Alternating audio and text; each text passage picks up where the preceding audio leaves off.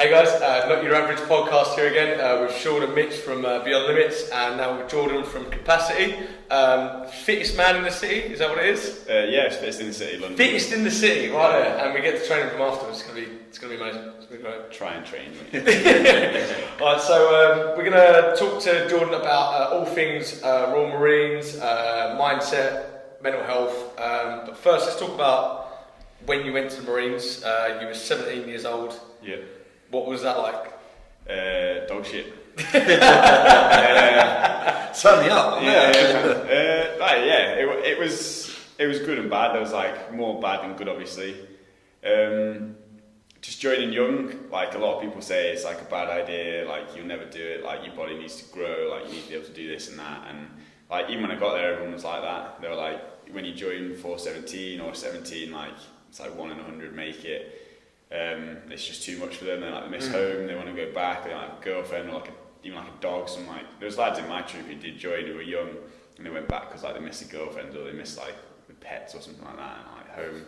So what made you join? Competitive nature, I think, more than anything. My brother is like a really smart entrepreneurial guy.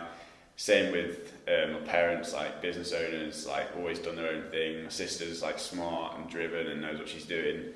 And I was always just like the one that was just good at sports, like excelled in like running and rugby. That's quite a big call, isn't it? At 16, 17, still at school to say, "Fuck it, I want to go join the Marines." that's a bold statement. I think Marines is for kids who just like hate school or just guys who don't like school or don't like that kind of thing. Like I sort of joined the Marines thinking like, oh, I'm gonna get out of routine. Like I'm gonna be able to do this. I'm gonna be able to do that. Like I'm gonna be really cool. Like I thought like immediately if I joined the Marines, like I go up like 2 levels. Like I'm like a 6 now. I'm maybe like a solid 8 out of 10.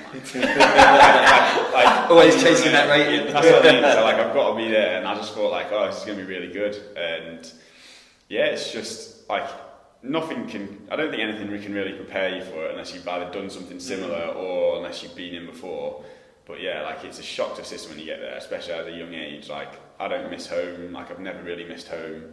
Like my missus doesn't really get it. My parents never really got it. Like when I go away, like they're like, "Oh, you didn't text or call," and it's like, I don't go on my phone. Like I don't really care. Like it doesn't really bother me. It's never. I don't know if it's from the Marines that I don't really care or like. It's that independent outset, isn't it? Yeah. How did your family and stuff respond to you turning up and from school and saying, "I'm going to join the Marines"? How did that conversation go? I don't really remember. Like I don't even really remember there being much of a conversation. Like I remember I did it without them knowing anyway.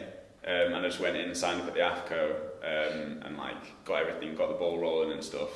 I went back and like told them like, yeah, I've got my PRMC on this date, like I'm going to go down. And I don't think they really knew. Like I don't think they thought I was telling the truth to start with, or if they think I just made it up. And slowly, it just it came to the realization that I was actually doing it. I don't think they understood because my family aren't military at all. Like it's like your own business, like make a job, earn a good living, get a pension, like have kids, get married. Like my family are quite traditional, like fairly like posh-ish. You say to yourself, but like I went to like private school. Brother went to private school, sister went to private school, we all did that. So like for me to join the Marines, I was like, what's going on here? Like, who's this kid? Like the only person who's ever been in the military in my family is my granddad, but he was RAF, so it doesn't count. That's what he says all the time. It doesn't fucking count. But other than that, it was just like, I think it was just Marines, like be the best, that's all you ever seen, especially like 6, 7, like 8 years ago. It was just like, the Marines are like next level, like they're so good. And their adverts could be a bit less PC than they are now. Oh, exactly, so it was badass as fuck. Yeah, so it was like... You've got all like the SAS who does wins programs and that's really sort of... they're trying to promote it. Generating that. They are trying to generate it now, yeah. I tried to join the Marines when I was 17, the same age, and I went home and my dad was like, no, ain't happening. Like my family's, like my dad wasn't in the military, but he done like air cadets and he wanted to be a pilot, but injuries and stuff, he couldn't do it. But my granddad was in the military, and that was quite big in our family. Yeah. And I was like, well, I'm going to join the Marines. Because I was the same, like, I left school, I walked out of school, and I was like, right, I'm going to join the Marines, that's what I'm going to do. And I was like, no, ain't happening. You are not joining the Marines. And it's because he knows about the military. He's like, no, you're going to go and do something with a trade, like a mechanic. I was like, no, I'm not joining the army as a mechanic. It is not happening. No. I think that might be more like why I don't regret it, but like I think that's why people say like, because I had no one in my family that knew anything about the military, like they had no idea, like they still don't now. They're so clueless about like what actually happened or what like what I did and all that. So like when I was going to join, it would have been good to have someone being like, get a trade behind you, get this behind you, because when you come out you're gonna have nothing, especially because I've done like shit in school and I've got like C's and D's, like maybe like the odd B in like English stuff. Would that be your advice then to anyone that's sort of like thinking about joining up now?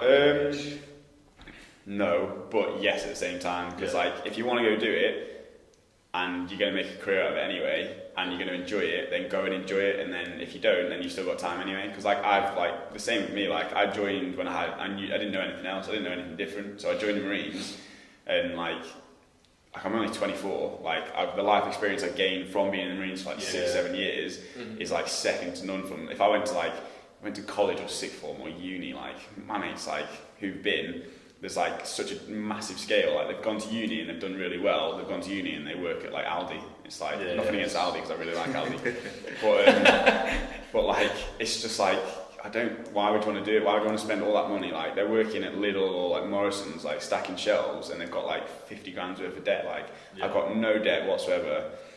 I've got money from the Marines, I've got good life experiences, I've got like a lot of things out of the Marines, like because you can if you try hard. Like I met a lot of good people, I've made a lot of connections. Like I'm where I am now because of the Marines, but I'm also like I'm where I am now because I joined early. Like I'm 24, I've got my own gym now. Like it's a stepping stone, it's a foundation. Like, so what was it like that first day when you turned up to sort of basic training? I mean, I don't even know. I've never been in shock, but I think I was probably in shock, to be honest. Like, you get there, you get off the train, and you just like shouted at, like literally instantly. Like you don't belong. The second you get there, the second you leave. Like you don't belong to anyone other than like the guy who's in front of you now. So like you get there and you just get shouted at non-stop. Like that's it. Like the first 2 weeks are like were and are like have been the hardest 2 weeks I think I've ever had of anything. To be honest, like. Some people don't find it as hard. Like I think if you're older, the first 2 weeks aren't as bad because it's just getting treated like a bit of a kid for like however long. But for me, it was just like pure abuse. Like what is happening here? Like how is this? This isn't training. Like what am I doing here? Like literally like sleep deprived for like 2 weeks. Like literally duck walking around naked, like around like the halls in between like 60 beds. There was like 65 guys, like ranging from like I was the youngest in my troop. Like the oldest I think was 32 or 33. Like the second day in, like you get given like all your kit, and then you come back, and like the guy who like got you off the train or like another guy is there just standing naked, like he's got bits where his arsehole is to make it look like he's done something, he's got bits on his front bits where he shouldn't have stuff, and they teach you how to clean, and you're looking at it like, whew, like what is going on here, like what have I got myself into? But like, how did you deal with that? I mean, that's like pretty tough, isn't it? I don't think you do. I mean, like, I think you do with the Marines. A lot of stuff you just get on with it. Like, you hear a lot of shit in the Marines, and I think the only way a lot of lads get through it is they just literally you just pretend you don't hear it. You literally, like, if someone says something and it's like completely like way past where it should be, you just pretend you didn't hear it. You just talk about something else. And I think that's sort of what I did. I sort of got that mentality from there. But like, yeah, like trying to get taught how to shave and do all this stuff, and I didn't actually have like hair on my body, like getting taught to like clean when like I've never really been naked around like anyone else other than like my bathroom or like my bedroom. Like this literally it was like it was a shock to the system. And yeah, just like I think it's probably the last proper time I can actually remember myself crying. And I was in like the drying room, which is just where like you dry clothes. It's just basically just a hot room, and you just hang stuff up in training because you've got to wash everything by hand in like sinks and stuff. I remember just going in there, like waiting until everyone had gone to bed, and I think I rang home or rang my mum, and it was really late, and like she woke up half asleep, and I didn't even say anything, I was just crying. And like it's probably the first time I've actually like listened to my mum, and like I've actually needed to like hear her or actually wanted to speak to me, because even now like she knows like we're close, but we're not close. Like, I won't go to my parents for anything. I'd like all the money, I suppose, but like that's what they're for. This way, exactly. If I'm in trouble or I need money or I need them to sort something out because I'm in trouble about money, that's what parents are for. But 100%. like anything else, told you, Dad. Anything else, I've never really like needed to. But like, it's probably the last time I can remember myself crying, and the last time I can remember myself going to my mum and being like, I fucked up like big time. I've had the exact same when I was in like I think it must have been the third week of basic, and I was the exact same sort of scenario, like in the drying room, 'cause that's the only place you can go. Yeah. And I phoned my dad, and that's the first time I've ever had my dad talk to me like a man. Yeah. And I remember that really distinctly. So he's like, just dig in, you'll be fine, just dig in. See, I didn't even really have that, because my dad growing up was like hard. It was like hard as nails. Like my dad, like all I remember from my dad is he was just a massive rugby player, and like it was what it was. Like I didn't really want to mess with my dad. Like, but he didn't say anything. Like he wasn't like empathetic. He didn't like say anything. He didn't like comfort you or anything. Like even when I spoke to home and stuff, he was just like, all good. Yeah, well done. And that's it. Like next person, and mum would be like, oh, how is it? How's everyone else? How's your your corporals? How are the people that's training? And I was just like, I can't really say anything here, but like at least people were like bothered and like in it. And I don't like. There's nothing wrong with like my dad doing that, because like I think that's where I get it from anyway. Like I'm not empathetic. Like I don't really care about a lot of stuff. Like if you're having a tough time, I'll help you out, but it's not my problem. Like if I'm having a tough time, it's not your problem. I don't care. Yeah. Like I'll deal with it myself. Once I deal with it, I'll be back, and then I'll come back and I'll be back to normal. That's like sort of like how it's gone. But I didn't have that when I joined the Marines, because it was new. I'd never done anything like this before, and I was like getting shouted at. Like I was crawling around like naked, and literally crawling around naked on the floor.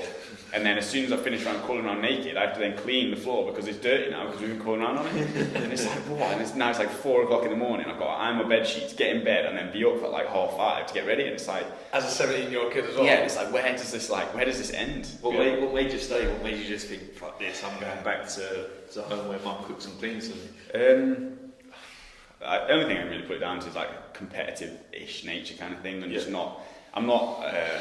It sounds really cliche, but I'm not a quitter. Like everyone says, I'm not a quitter. But like I don't not do something. Like if I don't do it, it's probably either because I'm going to get injured. But that didn't happen when I was younger, because even if you get injured, it doesn't matter. Like, I'll jump out of this tree that's like 30 foot tall and break your leg. Okay, I'll do it. Like, shit, did that really hurt?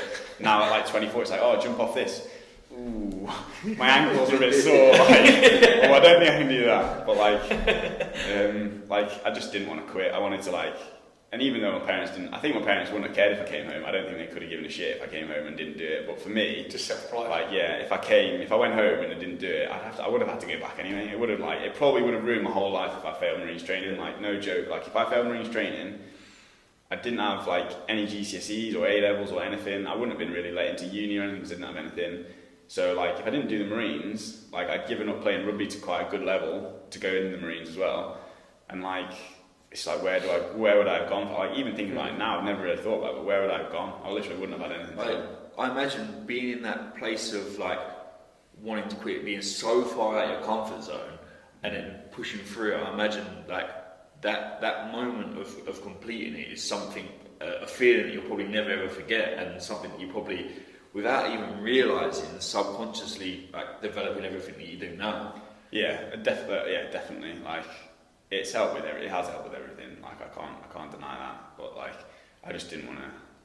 The competitive nature came out of me, and like I said before to a few people, like once you start doing something, like you just want to keep on being the best at that one thing. So if I was bad at ironing, like I even remember before I went there, like practice ironing, I was like trying to figure out how to iron, and like, I didn't even know what I was doing. Like I remember getting there, and I had like this, like to me, because I was about this tall, I had this huge, massive blue bed sheet that was like cardboard, trying to fold it like 8 times and getting a crease down it, and then like getting my quilt in. I've never made my bed in my life. Like literally now I've got this bed that's like my pride and glory. Like if it's not perfect every morning, my corporal would just come in, either chuck something on it like food or like a bottle of water, flip my bed and tell me I'm belling and tell me to fuck off and go and like start doing laps or something or crawl around. And I was like, oh my god, like I've got to get good at this. So like again, like competitive came in. I was like, alright, my bed's gonna be better than anyone else is here. Like I guarantee, watch this space basically.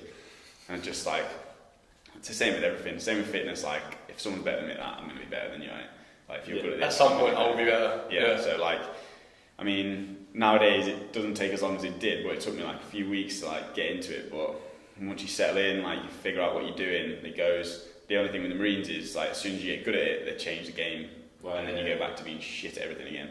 So like, I guess that keeps you guessing and keeps you. It does. It does keep you guessing. That's why like the Marines are like the best soldiers, because as soon as you like master something, they'll give you a whole new game, and then you've got to master that, and then you literally go from strength to strength to strength, and then the thing that you thought was really hard in the start is now like you flick a switch and that happens like that. It's like weapons training. Like if you're not very good at it, do it like 5 million times. Like, what's that stat? You need to do something like 10,000 times for it to be ingrained in you, or something like that. There's some lads. When you first start basic training, you're given a weapon. You're like, oh my god, yeah. You're like fiddling with it. You don't know how to hold it as well. At the end of 14 weeks, you can do it blindfolded and just wing it together. Exactly. Yeah. So like that's just with the Marines. That's what it is. They just literally they drill into you how you're supposed to be. It doesn't matter how you were or how you want to be. Yeah. Like they have like this is what you're supposed to look like, and if you don't look like that by the end of it, you can just do one and that's that. So it was it was a shock to the system, but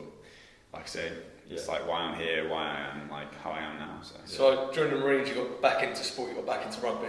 I did, yeah. Like after because Scotland was really shit. I got sent to Scotland and it was really, really, really, really shit.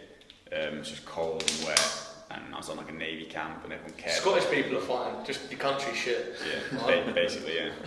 But I started playing rugby a little bit after. I went up to Scotland like a year and a half after, and by then I'd like developed I'd grown about a foot and like grown some bones. Like before I was just like a sack of potatoes, and I'd basically just grown up and like started going to the gym. Like I got taught by a few people like what to do at the gym. I didn't know what to do before because I was just like young, I'd never been. And it turned out that like when I played rugby before, I was like fiery Fred. I was like the angriest kid on the pitch. Like everyone hated me, but I was rapid. And I basically just carried that forward, but with like an extra foot and like an extra 2 stone on me.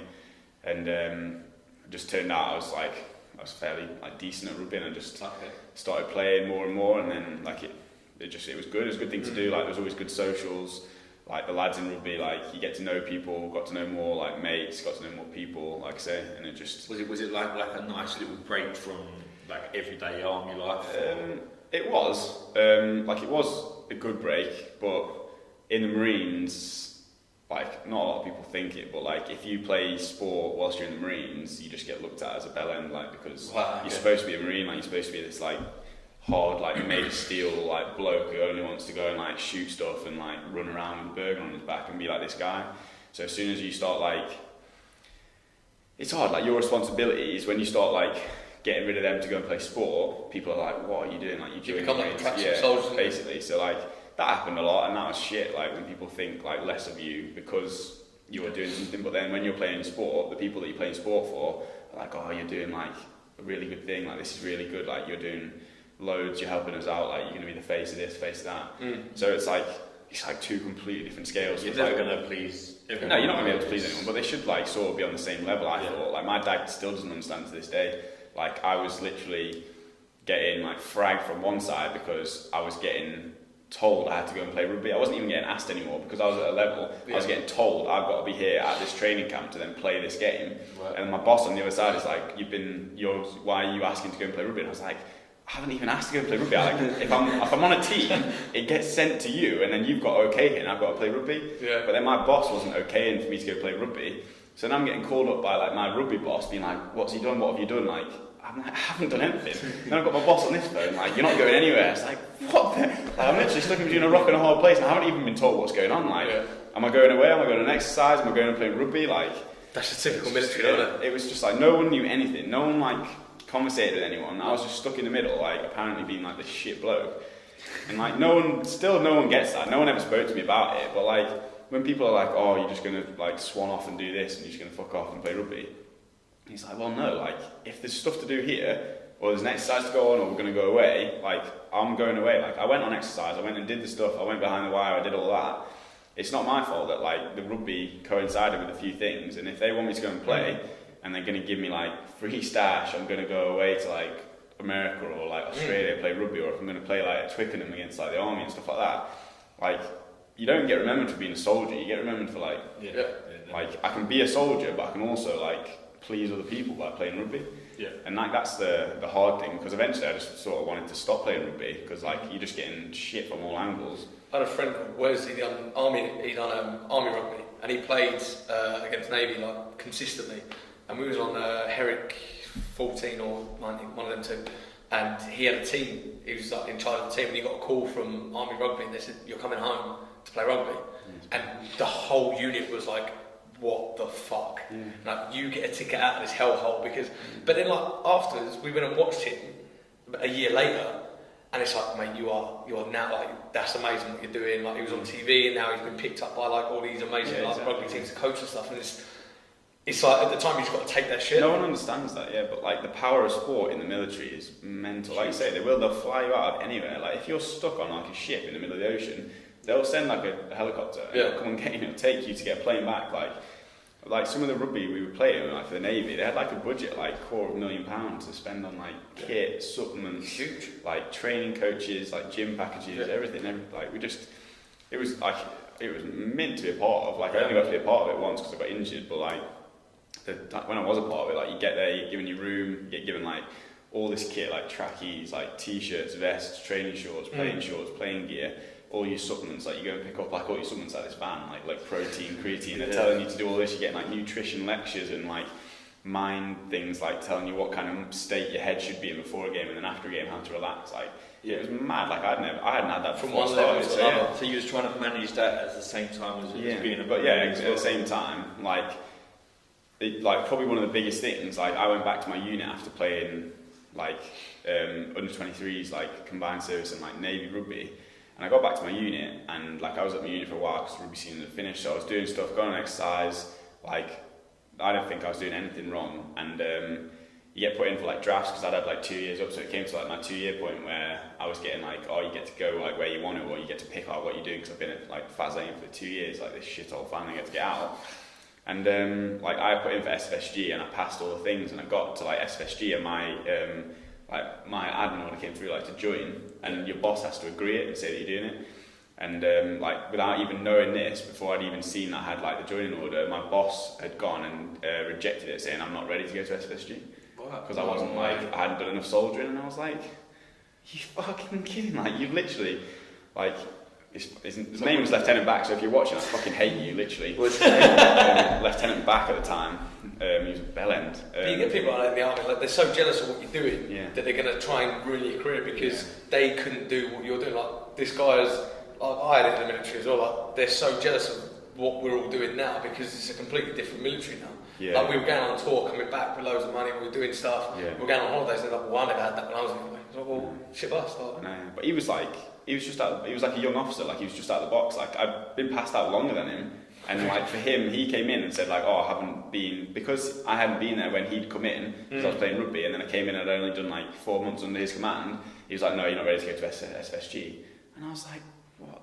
It's like, who are you to make I remember like I even like as a sprog, I was a sprog because I was only 2 years out of the box still, and I was young as well, so I was only like 19 at this time, and I was like, I remember just being in the boss's office like, what the fuck, why would you do that? Like, how have you literally just taken, like, I've just spent 2 years, like, I haven't done as much as some other guys, but like I'm still as good, like I'm switched on, like I'm not a bad soldier, like I've done all this and I've done that, and like literally the best draft it was SFSG at that time. Like you wanted to go to SFSG because you get out of there, like Afghan was coming to an end because it was like 17 or 19 or whatever, and like 40 had just gone on 14 because that was the last bit, and none of us got sent to 40 from training because it was we were the last bunch. So like this was like SFSG was like, alright, I can fucking finally get something done here, I might be able to go and have some fun. And for him to do that, I was like, fucking this is bullshit. So where did you end up going instead? Scotland. Just stayed in Scotland, mate, another year and a half. But like because of that, and because of like what he did, I just like, it was a massive fuck you, and it sort of messed up a little bit because I just said like, I'm going to go play rugby. I just said I'm going to play rugby now. I don't care what you say. So like, so he kind of pushed made your career big time. Yeah, but I fucked him off a few times as well because like even though he was a lieutenant, and this sounds like so necky coming from a sprog, I had more power than him because I had like this full colonel on my side. I had like colonels, I had like admirals in the Navy, like vice admirals. Yeah, when you're in sport, you've got these guys that are so powerful. I had these people. I remember having like, I was at CTC on a training thing, and I was supposed to be going back up on exercise, and it's Colonel Kasapian at the time at CTC, and he asked me like, what are you doing? I was like, I've got to go on exercise. I've been told I've got to go back up now. And he was like, we've got this happening like this week, and then there's a game, so it'd be good if you could stay down here and train with the team and stuff. And I was like, sorry, but you'll have to ask like Lieutenant Back, because I was still like a sprog, and I'm not going to say, alright, I'll do that for you, and then not ask. And I literally like got a phone call from like our lieutenant back again like half an hour later, and like Marine Shuttleworth, who have you been speaking to? And I was like, what? I was like, oh, so well, I've just had a call from the commandant of the camp at CDC saying that you're not coming to exercise. And I was like, oh, have you? I was like, what? Oh, sorry for you. He was like, well, I'm going to be down a man now. And I was like, well, it's tough, isn't it? So obviously I didn't say that, but I was like, oh, sorry, sir. But yeah, they need me down here, so I'm staying down here for this little bit, and then I can play for the core team, because they need me to play against the medics, like the core versus the medics match. And I remember like I got back up, and it sort of just it flipped a bit then, because like the lads were all still sound with me, and I was still good with the corporals. Corporals from Stafford, he was from around here anyway. I knew him, and like everything was all right. Like no one really treated me any different, but like. He would just, apart from him, he'd just always have like a dig at me, or he'd say, I've got to do this, or I'm not doing this good enough, and I was like, and then like, at like, fucking a stupid o'clock in the morning or at night, he'd be like, have you checked your rounds? And I was like, why would I check my rounds? Like, what do I need to go I've checked my rounds this morning, we do like a full kit muster every morning, like, you come and inspect everything, and he was like, oh, well, you've been out, and I was like, okay, and like, I got downstairs, and he was like, looking over my shoulder, like, counting everything, he was like, why haven't you coloured in your top round? I was like, I don't need to colour in my top round. He's like, well, you know that you've got 30 in every time. He's like, well, if I'm going to like demag every single morning and count 30 rounds, why would I colour in? Because then it's taking the whole fucking thing. Like the reason people colour the rounds in is so that they don't have to muster the kit and take all the rounds out. And he's like, I'm just having a go at me all the time. And he's like, what number's this and what number's that? What's his serial number for this? Just trying to catch me out, like always trying to do shit. But like the lads in the troop didn't know he was doing this either. Like a lot of the time, he was always just trying to catch me out and do stupid shit. And that proper put me off about the Marines at that point. Like I was like 4.5 years in. Like this is bullshit, like I don't deserve to be getting treated like this, because like I was still in a role like a rifleman in a company, and I'd been away playing rugby, so it gets rid of like a few bits and it gets rid of your experience, but like there was lads coming out of training, like 6 months out of training, and getting like given a role over me just because they were older than me. So there was a lad coming in who's just finished like basic training, he's like 26 years old, but like, oh, we're going to give him a lance corporal role in this squadron because I'm only 21. And like I haven't had enough experience, and it's like, where's your brain? Where's your brain? They don't look at your soldier ability. Yeah, that's quite a hard thing to comprehend, especially if you're working. Yeah, it was. It was really shit. Yeah, because it just puts everything on hold as well. Because like I would love to have like carried on like military career and like gone up in the ranks and like done more stuff. Like I would have loved to, but like I'd chosen this route of going down the sport, and it completely backfired, because every time I went away from sport, I was going like 2 steps forward in sport and then 6 months back in my career. Right. So like every time I came back, like, because twice I came back, I had like a new lieutenant who was there, and then when I went to my next unit, like when I came back, I had another boss, and like when I first got there, like I turned up and I was just in like my like normal rig, so I was just in like jeans and a t-shirt and chilled out. And I just walked, like, not like knockers, walked in and like, hi sir, and because I thought it was my boss, and he was like, who the fuck are you, get the fuck out and report. And I was like, alright, so like, I was like, fair, when I'll do this. So I stood there, and like, I was like, hi sir, Marine Shuttleworth, blah blah blah, I need to do this. He was like, that's not fucking reporting, is it? And I was like, what? And he wanted me to give me his number, and I was just like, who the fuck is this guy? Like, he's just out of training as well. Yeah. Like, I've been out of training like 4 or 5 years now. You've literally just come from Livingston. Like, yeah, you've done 2 years of officer training. I can understand, like, it's fucking nails. Like, good on you, but like, this isn't the way to go about it. Like, no. But this is like, I don't think I was a very well-liked person in the Marines, or like, if someone come across me, I don't think people would be like, oh, he's a hoofing soldier, or he's a hoofing this or that. And like, I've got to deal with that like every other day when I think about it. But at the same time, like, I'm 24 now, I fucking wouldn't speak to someone like that. Like, if a guy comes into the gym now, or he's younger than me or older than me, and they don't know what they're doing, I still go over to them and say, like, you're doing this wrong, or I can help with this, like, if you do it this way. Or if you want like a hand doing this, just give me a shout and I'll give you a help. Like, for him to just like literally, for him to just see me and just be like, who the fuck are you? And then just try and literally just treat me like a dickhead. Like, I'm not in training anymore. Like, I've been through that. I've done it. Like, this is like I know we're in the Marines, but this is like adult world, mate. Like, you can't fucking be like that. Yeah. And I just remember like that this is at this point I was just getting more and more frustrated with the Marines. Like, I remember phoning home and like not phoning home, like they were just like asking how things were, and I was just like, it's just pretty shit to be honest. But they didn't understand. Like, if I tell them that, they don't understand.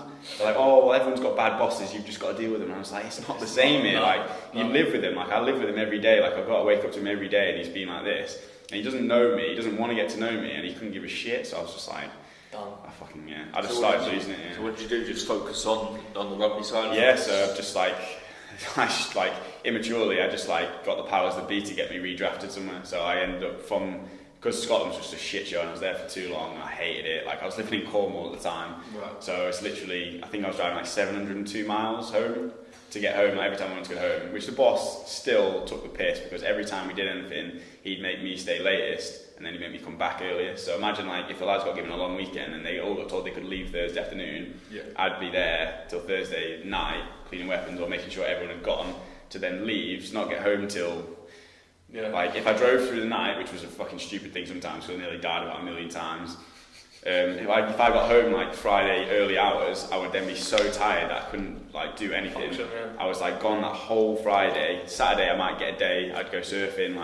I'd go do something that was really fun. Yeah. But then my Sundays weren't Sundays like everyone else's. If someone lived in Preston or that way, for them to get back to Scotland, it's 3 hours. For me, it's a 12.5-hour drive. Yeah, so it's not I can leave one day and get there because I've still got to get back, de-service my kit or make sure everything's sorted, get there, and it was just it proper just ruined the relationship I was in at the time. It ruined that 100%. That's it's not why we're not together because we both ended up hating each other anyway. But it's it just made things so difficult. It made things so difficult. Apparently the Marines give you money to get home and it's called get your home pay. But I had a little 1 litre petrol Fiat. And I was having to fill up twice just to get back in 700 miles. So I was spending 130 quid. It was such a... I never had that. I never even got it. It's mad. Some of the miles we were putting in. That's what I mean. I was getting given you never get it. Yeah, no, that's what I mean. So I'd pay 130 quid and I'd put it in. And then if I got audited and they want to see the receipts, it's are you fucking serious? I'll give you 260 quid's worth of receipts. And oh no, we can't give this. We can only allow £100 per journey. I was but what do you want me to do? I can't. What do you want me to just transport myself and then ask for £100? No, I've got a car. Even the most economical car probably wouldn't even get there in fucking 100 quid. So it's everything was just going against me. I was what am I doing? So what was it when you got drafted? Where'd you get drafted to? So I went on the rugby camp. So the rugby camp's 4 months. So I was in Portsmouth. So I was based at Temeriffe for a bit because I was playing sevens rugby. I was based there, and then when I went on to the rugby camp, we were at Collingwood, so HMS Collingwood at Portsmouth again. Portsmouth was sick, it was good. I enjoyed Portsmouth, and then unfortunately that was when I got injured, and I went to CTC, so I went back to where I did my training because I was in rehab there. I snapped my MCL and fractured my femur and my tib at the same time, with it. Yeah. Was this during a game? So yeah, it was in a game. It was against the RAF. That's why you don't like it. Yeah. And I just got a bad tackle. The whistle when someone tackled me from behind, my knee went one way, my body went the other, and it just went. I knew it had gone. Couldn't really do anything about it. I played the last 10 minutes with it, strapped up. Adrenaline just got me through, and then my knee just went boom, and everyone was "Whoa, this is bad."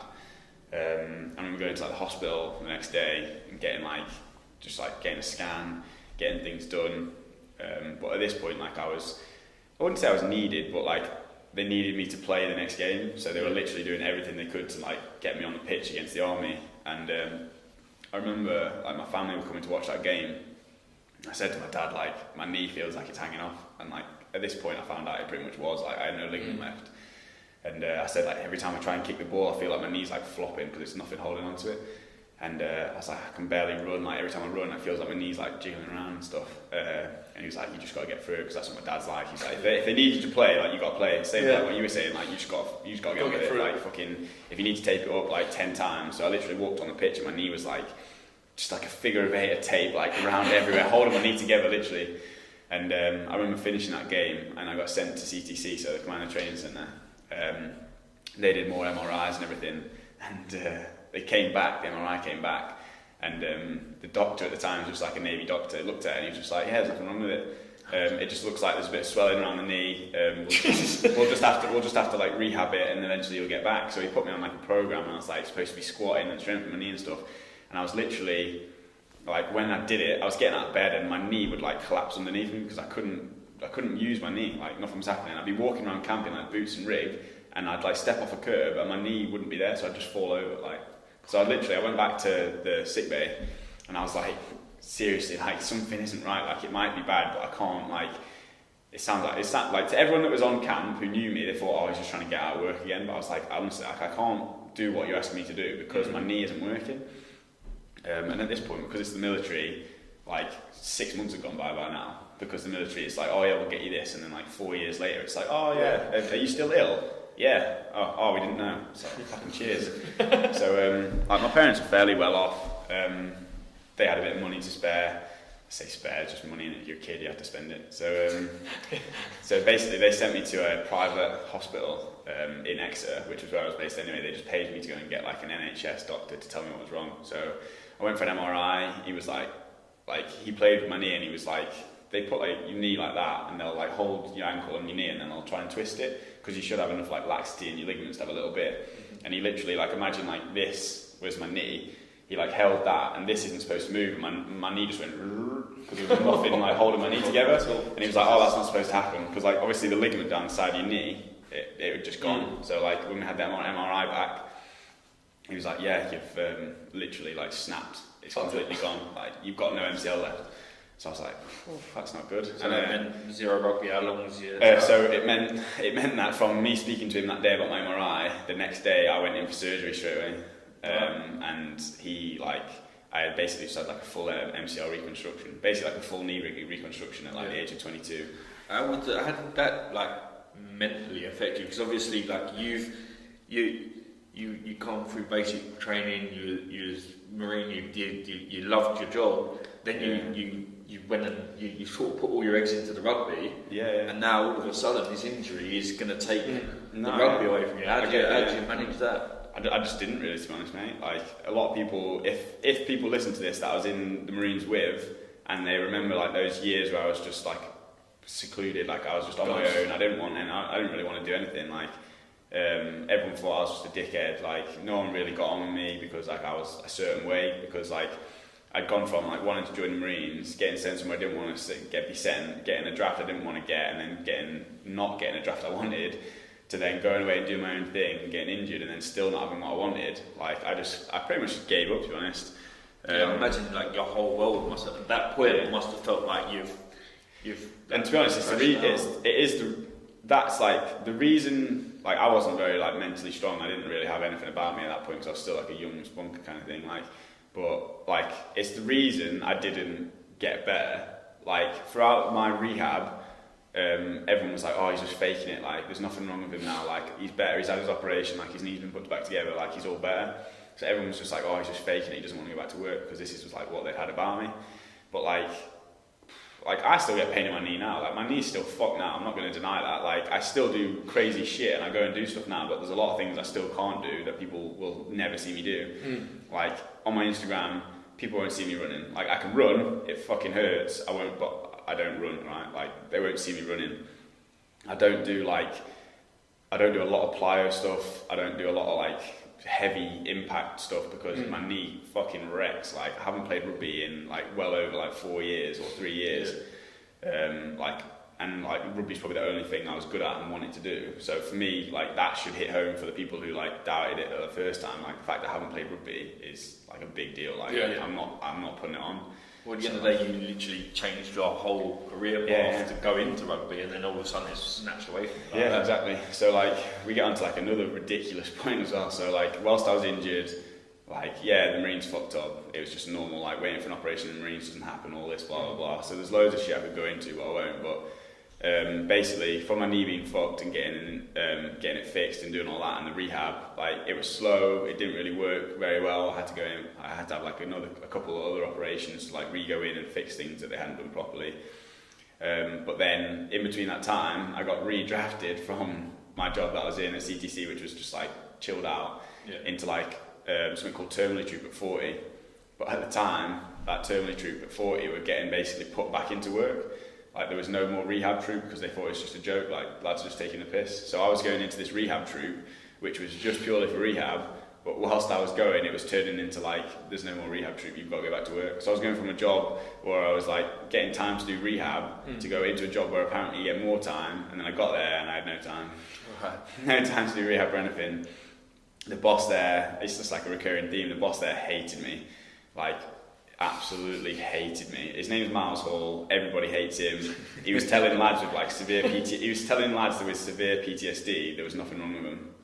Like, there was lads, like, you might not want to listen to this bit, but there was lads who like were on boats around like when the refugee thing was going on, who were like pulling out dead babies out of the Oggin and like doing some like not, it's not like that bad, but it's bad shit, like you're seeing stuff. It's not bad to it's to us, like, but for somebody that will never ever come across that. Like, there was a guy, there was a few guys, I won't name names, but they'll know who they are, so like, sorry if you didn't want to say it, but like, they were like baggage, they weren't very good, like their heads were fucked, like they had kids, but like they were having dreams about like what's happening to their kids and all dreams about all this stuff, and they would go in the morning and like Miles Hall, our boss there, would be like, what the fuck's wrong with you, there's nothing wrong with you, you should be going back away and doing all this stuff, and he was like, literally, like, I feel like I want to kill myself every day, this guy was, and it was just like, mate, you can't do this. It's like an old soldier thing. But that's what he was fucking old, and that's what it was, but like, I got there, and after like a few weeks of like getting in between rehab and going back into like this job and doing stuff, I got like a discharge date to get like medically discharged, and Miles Hall, the boss there, was just like, oh, you won't be getting discharged, you won't get anything from the Corps. I've got videos of him running around and like jumping around the gym and lifting all these stupid weights, there's nothing wrong with his knee whatsoever. And I was like, what are you talking about? Like, I haven't been in that gym, I can't jump around, I haven't been lifting like ridiculous weights, I haven't been doing this, I haven't been doing that. And I was like, who the fuck is this guy? And what was he supposed to do? Just lay in a bed and feel well, I don't really know, to be honest. It's still going on to this day. Like, it's still going on. This guy is still getting fucked over for loads of things he said to people. Right. But they rang the main person, like, from, I don't know what it's called. Do you know when you have when you're at, like, on a camp, you have like somewhere you can go and talk to people. Like a welfare office. Well, that's the one, welfare office. So there's a welfare office there who were dealing with the case because apparently, like, whenever I was at work and the rehab stuff was going on, Miles Hall would be talking to like these 20 other lads whilst I wasn't in the room, asking the lads if they've seen me do anything I shouldn't be doing, or if they've seen me doing this, and like, I don't know why they're trying to catch you out. Like, no, everyone's in this game together. It sounds like I think the world's against me, but like, I'm not even joking. Like, I've still got texts on my phone that like the welfare guy told me to keep, and there's a guy called Ginger Merriman who told me to keep the stuff. But like, there's loads of stuff going on against him at the moment because apparently he said some things he's not supposed to, like the same as what he's tried to do with me. But the welfare guy rang me up like 2 weeks after I got discharged. This is like skipping on a bit, but 2 weeks after I got like discharged, he rang me up and he was like, have you spoken to anyone about the issue with like Miles Hall and everything that happened? And I was like, no, I haven't, no. He was like, oh, well, he's asked us if we can drop the case and if you'll sign something to make sure that you don't say anything about him. And I was like, what the fuck is going on here? Like, and I still haven't signed them, but they sent me like papers to my house, like a full document and everything, saying like, I agree not to say anything about this, and I agree that like nothing happened when I was doing this. And I was like, I'm not going to sign that. And they rang me up and they're like, oh, have you sent them back? And I was like, I'm not signing them. No. Like, I've still got a message on my phone. Like, I could show you messages now on my phone of like 4 lads who messaged me saying Miles is in here, saying that he's got video footage of you jumping around on boxes and that there's nothing wrong with your knee, and he's going to send it to the med board so that you don't get any money when you get discharged. And I was like, it's even down to the fact if you did it to you, you did it to someone else. Yeah, and I was like, how the fuck can he be doing this? Like, I'm getting medically discharged, because my knee's fucked, and I do it at the same time. Like, I'm fed up with the Marines, and like, it's not helping. I need to go and do something else. And he was like, oh, well, he's going to send this this videotape footage to the med board. And I was like, let him. There isn't any. Like, if you're being discharged, then you're not anyone's problem anymore. That's the thing. Like, you're going. Honestly, the stupidest thing is, mate, the people in Termly Troop, one of the jobs is in the gym to look after the gym. So Miles is in this room with the guy who works in the gym saying he's got video footage of me jumping around, and the guy who works in the gym has come up to me and said, mate, there's no fucking cameras in the gym, like, how can he have video footage of you? And I'm like, mate, this fucking guy is like 60 years old, like, having a go at me because he thinks I'm doing all this shit when I don't even go to that gym. Like, the fact that it got that bad, I was going to gym off camp. I was going to like a different gym because all this shit was going on, and I wasn't going to have like my name like getting thrown around. But this guy, honestly, I fucking, like, it was like a reoccurring thing that I didn't get on with bosses in Marines. And like, again, like, a lot of people in my troop or like my corporals might think I was a bit of a shit cunt because like I did this and I didn't get on with people. But like, when I say like I feel like I was hard done to, that's because I feel like I was hard done to. Like I don't really feel like I was doing that much wrong, and I might be selling more of a story than it actually was now, and making people feel sorry for me. But like, it was still fucked. Like, no, you get that in the military. You get these old school boys that were in the military in the 80s when not a lot like was going Falklands. on. Yeah, he was like Falklands. Yeah, like how many soldiers actually went to Falklands? Like, those that didn't go, they didn't actually do anything. So then when they're now having to look after boys that are in operational tours, like they don't know. They're trying to act like they did in the 80s, but you can't because we're different breed now. That's what I mean, and like, that's what he was getting done for, like all the quality stuff, and like he was getting he was getting fucked over for a lot of things he'd done and he shouldn't be doing. But like, that was like the nail in the coffin for me. Like, I was literally getting medically discharged, and I was still getting like shit from the lads, like, what have you done here, what have you done now? I was like, mate, I haven't even mate, I've been on resettlement for the last 2 months, I'm not even on camp, how can shit still be getting fucking thrown around at me? And like, it just like, it's what, for the year after I left, like, if anyone met me or asked if they should join the Marines, and I told them to fuck off because it's the worst thing ever, that's why. But like, I wouldn't say that now. I'm like, I am sort of pro Marines. There's good and there's good bits, bad bits. It is time to process. But like, I hated everyone. Knockout break, but we're back in now. So we were just talking about medically discharged. So you're en route to leaving now. So what was that transition like from? So you've obviously been in the Marines for such a long time, from such a young age. What was that transition like when you're back into the civvy world? It's shit, to be fair. It's probably similar to joining. Just a bit of a shock to the system again. Like, I know I'm young and like I've got like loads of time, but like it's just like things had changed as well, because like with things that went on in the Marines, like I made a lot of good mates, and I've still got some good mates in the Marines, like, and I still speak to them every day, like I'm still good friends, like do a lot with them, been to like weddings, best men, stuff like that. But the worst, like hardest ish thing was like coming out. I was still with the missus at the time, but I like, because like my head was just like fucked and I didn't know what I was doing. Like everyone was like, you need to get a job, you need to do this, telling me what I needed to do, telling me where I needed to go, and I was like, can't deal with all this. Ended up like finishing with there was loads of shit behind like closed doors, and there's loads of stuff I could go into, but it's not really important. It just, that finished, and I was on my own then. But like I went home back to my parents, because obviously I didn't have any money really. I had to like get rid of the house that I had in Newquay, basically just put my dog, my surfboards, like my wetsuits, all my shit in a car, and drove back home. Turned up at my parents' house, just like, I'm back. And like, they didn't know, they still don't know what's going on, because like I'm back, I'm living at home still, because I've got the gym now, so I've got like no money. But I'm the exact same. I left the military, but moved back, and my parents, they were like, we got rid of you for 8 years. I know, exactly. That's exactly the same with me. So like 6-7 years they got rid of me, like 6 years, and I was gone.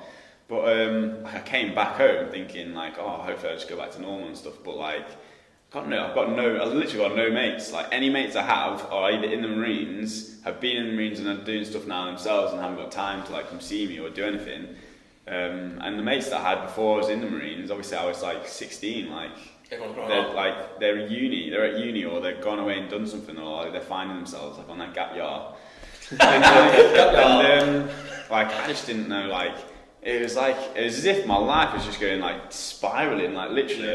The Marines was like sick, this is mint, like I'm playing rugby, this is really good, I'm getting loads of stuff.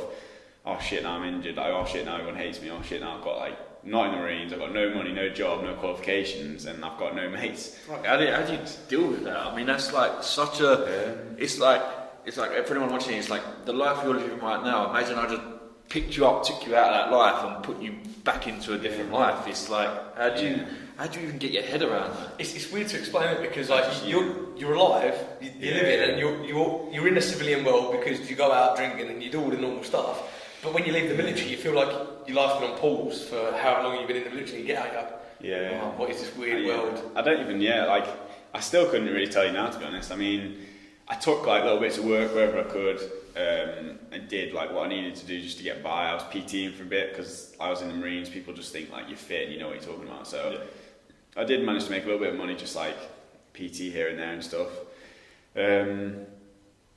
But it just nothing was going right for me really. Like, and and it was like I didn't really know where I was going, didn't know what was happening, and I got thrown a bit of a lifeline, to be honest. Like a friend of a friend who knew I was in the Marines and knew I'd done some CP stuff, like had like a badge. It's just like I've got like it'll sound like I'm joking, but I've basically got someone in Ibiza who's got like a 3-man rotation, and I need you to jump in on it last minute because I know you're in the Marines, I know you got experience, and I know you can handle yourself. So literally, like, got that call. 4 days later, I was in Ibiza at this like mansion. Like, honestly, it was probably like getting called by it was like 8 bedrooms, like massive villa, huge kitchen, outdoor swimming pool. Overlooking like the sea. It was just above like San Antonio Bay, but it was in the hills, so like it was mega secluded. And so I bet that felt like it was a weight lifted. It was a weight lifted big time because at least I was doing stuff. But like even before then, like I was at home and like I had no sympathy from my mum. I thought I'm going home. Hopefully, I'll get some sympathy from mum and dad. I had no sympathy at all. They were literally like, oh, well, you knew we were getting medically discharged, and you knew like you weren't gonna have a job. And I was like, why aren't you helping me? Like, why are you being like this? Yeah. And I just felt like, even though me saying that now, it doesn't even sound that bad. I was like, you're fucking bellends, like as if you're actually saying this to me, like your own son. You're saying like, go and do something about it. I was like, what? I was like, I'm like 24 years old. Like, why are you being so mean? Why are you being so mean to me? Yeah, like this big Marine just comes back and he's like, why are you being mean to me? It literally was. I just like, but my head just wasn't in it like whatsoever. And yeah, I went to Ibiza. I did work. It was like an easy rotation. I ended up being the only guy there on the rotation because they got rid of the other 2 guys because the other 2 had work and it went into like the Christmas season, so it wasn't busy. So I just needed to basically be there. And I was just like basically just a chauffeur. Like they weren't there that often. I had to pick them up from the airport, take them to like meals, take them here and there, like do what I needed to do. But other than that, they were like, the villa's yours, do what you want. So that is such a bad move to say to like, Marines. well, yeah, Jesus. But, like it sounded, it would like in a fucking real world, it'd be good. But like I was in Ibiza, speak very small amount of Spanish. Yeah. And in the Christmas season, not a lot of stuff's open. Like a lot of people might forget. Like things close. Like the clubs close in like I think. When's Halloween? October. Yeah. October, yeah. So like most things close after Halloween because I remember having like a ridiculous night out on Halloween. I went out like I thought everyone would know who I was, but I pretty much went as Chucky. So I was in like dungarees, wild ginger hair. My beard was bigger than it is now because I was in Ibiza. I hadn't shaved or done anything for about 4 months. I wore like a checkered shirt and just had blood everywhere. And they were like, "What are you, a farmer?" And I was like, "Fuck, I can't catch a break, like shit." Why did I But like, I was just in Ibiza. Just had a fun time. Loads of shit for the gram, like jumping off rocks and jumping into the ocean, going on like ridiculous like walks and stuff. Found a few gyms, went to them, and like it was good. I'm not sure if it was the right thing or the wrong thing at the moment. I'll say the right thing at the moment, but like when I was there, like I was literally just like I was completely alone. There was nobody there. Like there wasn't another house within like probably like 3-4 miles. I had like my own car when I was there. I had like a big Jeep called Jeffrey. Jeep called Jeff. It was a massive yellow Jeep, and I called him Jeffrey, and he was sick. Like we went everywhere together.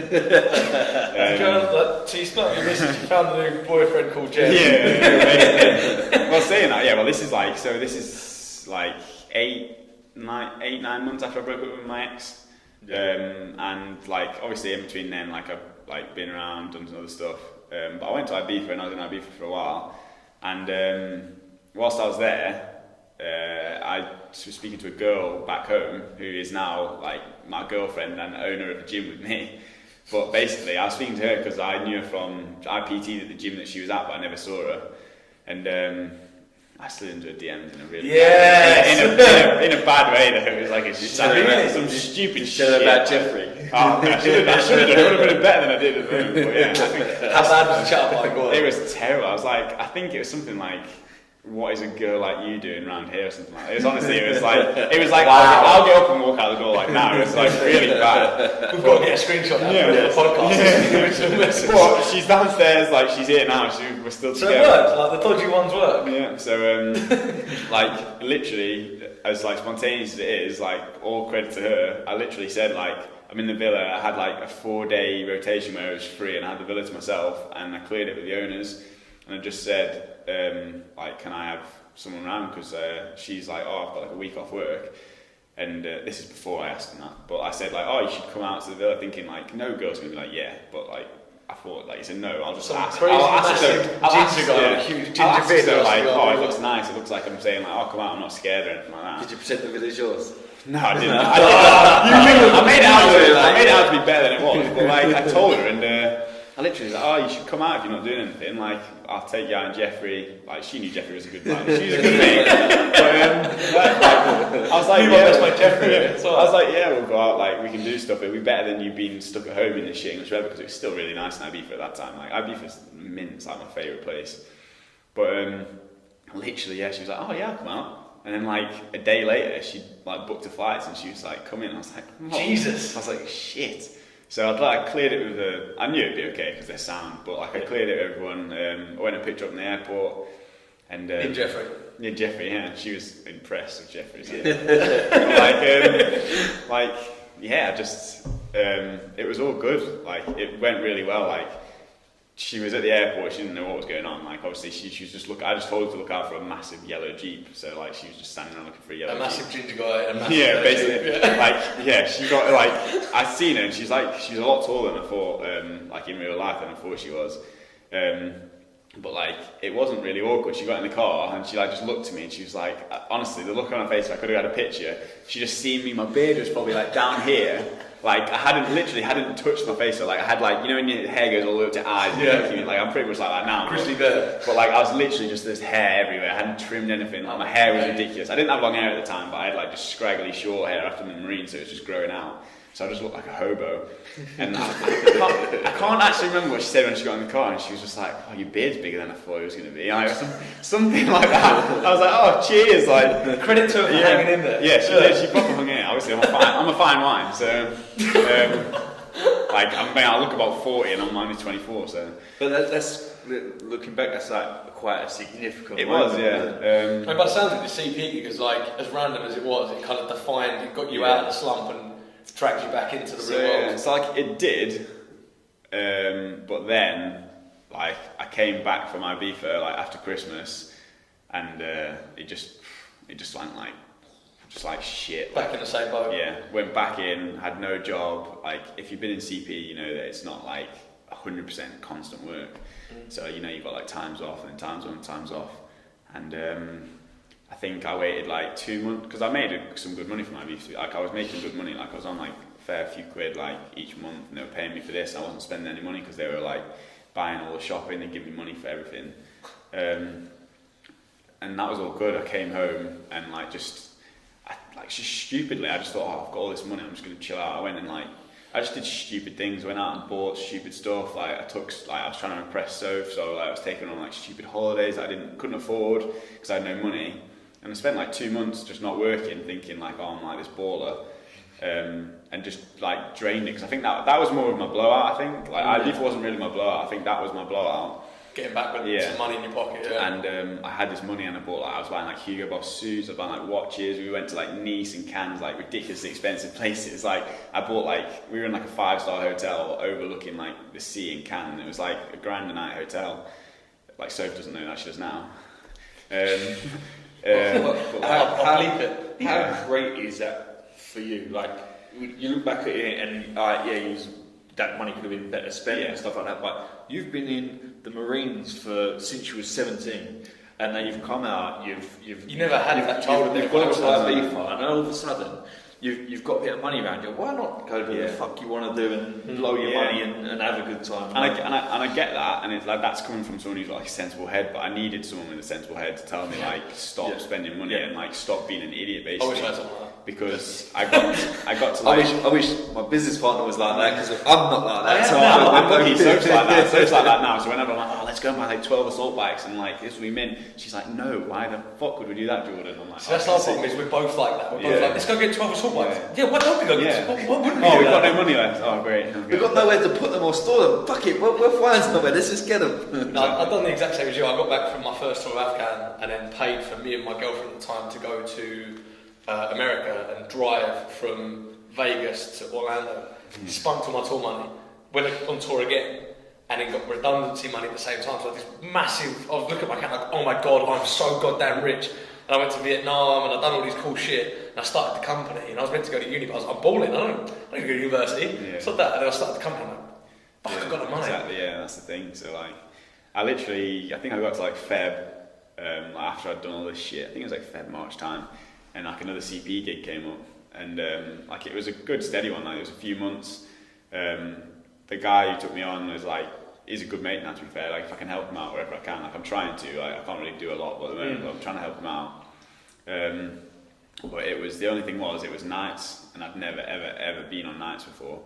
So it was like, we were working from like 6 at night till 6 in the morning, and like I just started like this relationship with Soph, and Soph was like, she was good, she was helping me out, she was like saying, oh, you should go into education, you should do this, like she was like one of those girlfriends that everyone's like, oh, I wish I had one of them. So that's basically what it was. But like I went on to these nights, and again I was on like money that like I shouldn't have been on. Like I was like, it was a gig with Network Rail, so Network Rail paid through the nose for things like that. So like, and I was working more hours than I should have just to make more money, because I was like, I want money, like give me money. So I was literally working like every nights, and everyone around me was telling me like, oh, it's a bad idea, you need to just work like 3 or 4 max and then like reset, and then 3 or 4 and then max. And I was just like literally 7, literally like for like 6 weeks, just every single night I was fucked. Like I couldn't sleep, I was barely sleeping whatsoever.